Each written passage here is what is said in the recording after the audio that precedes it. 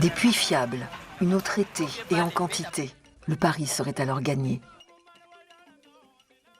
On craint tout de même que de nombreuses familles continuent à s'approvisionner au fleuve. Là, c'est séculaire, c'est un problème d'habitude. Certains disent clairement qu'ils ne peuvent pas prendre l'eau du robinet parce qu'ils trouvent qu'il y a un goût, bon, ben, qu'est-ce que je peux dire, peut-être amer ou très salé, c'est un peu ça. Qu'ils préfèrent prendre l'eau du fleuve, qu'ils ont l'habitude de prendre depuis très longtemps. Au Congo, les traditions ont la peau dure. La modernisation des infrastructures n'est pas toujours un gage de qualité et le dispensaire n'a jamais connu de grande pandémie de choléra. Le dispensaire informe sur les risques de consommer des eaux non traitées. Et la Société nationale des eaux, de son côté, tente de convaincre la population que l'eau est une ressource qui a un prix. Seul le temps permettra d'obtenir les résultats souhaités.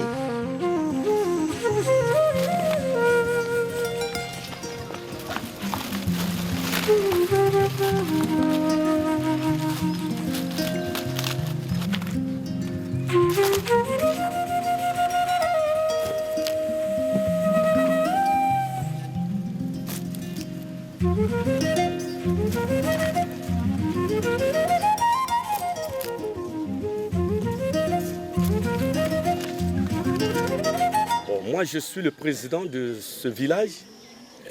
On a maintes fois tenu les assemblées sur ça, mais on a écrit au niveau de la sous-préfecture, mais on attend toujours la réponse. Nous, on ne peut pas prendre les mesures sans avis du district ou soit du gouvernement. Parce que dans notre pays, il y a l'État qui est là, le ministère de la Pêche.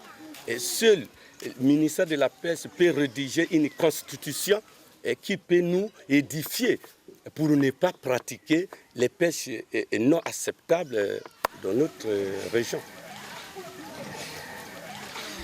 Dans le village, la pêche fait vivre 90% de la population et on réclame des règles qui s'appliqueront à l'ensemble de la région. L'autodiscipline s'avère difficile et seuls les textes permettront de normaliser la situation.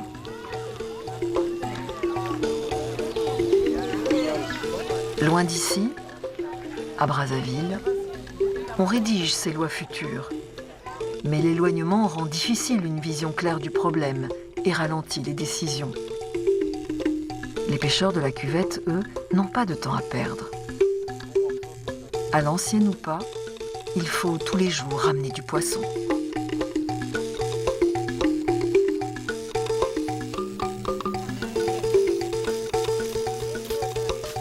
Ça va changer parce que il y a eu encore une évolution parce qu'on ne va pas seulement être toujours les vendeuses de mallettes. Je vais travailler peut-être, je vais manier l'ordinateur à l'Internet. Bien, je vais faire même un autre travail, même l'enseignement. C'est seulement ça. Dans les grandes cités, tout est possible pour les femmes.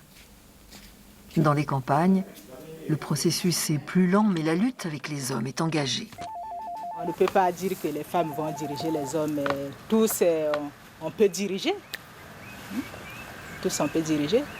Les femmes et les hommes, tous, on peut diriger. Mais on ne peut pas dire que les femmes vont diriger les hommes. Ça, c'est trop dire.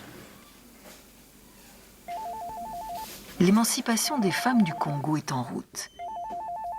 Le signe le plus sûr est que les hommes des générations les plus anciennes s'y résolvent. Un jour, une femme peut-être une députée à Moussaka, peut-être aussi, peut-être aussi une sous-préfet. Pour certaines, le pari est déjà gagné. À la tête de la première institution bancaire de la ville, Cécile exerce son autorité sur bien des hommes. Les femmes congolaises sont sûres de leurs faits et patientes. Un proverbe congolais l'affirme, pour être bien servi, il faut savoir attendre.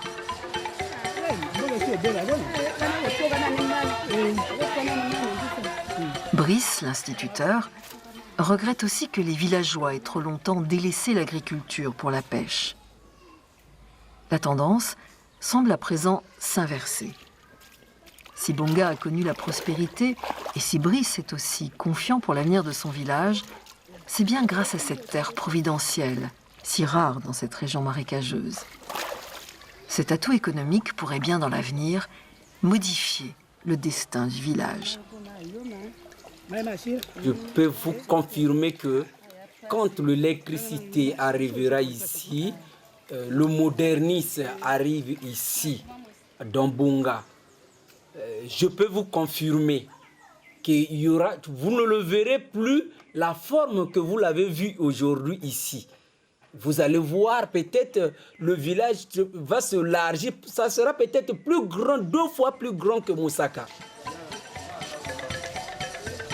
Pour l'heure, les naissances sont encore rares et en l'absence de dispensaires, elles ne sont pas toujours sans risque. Pour que la situation sanitaire s'améliore et que les couples choisissent de rester ici pour y faire des enfants, il faut que la confiance s'installe à nouveau dans le village. L'exode rural est un phénomène irréversible dans de nombreuses régions du monde, mais ici, on lutte ferme, avec la certitude qu'une réelle volonté politique pourra finalement sauver Bonga.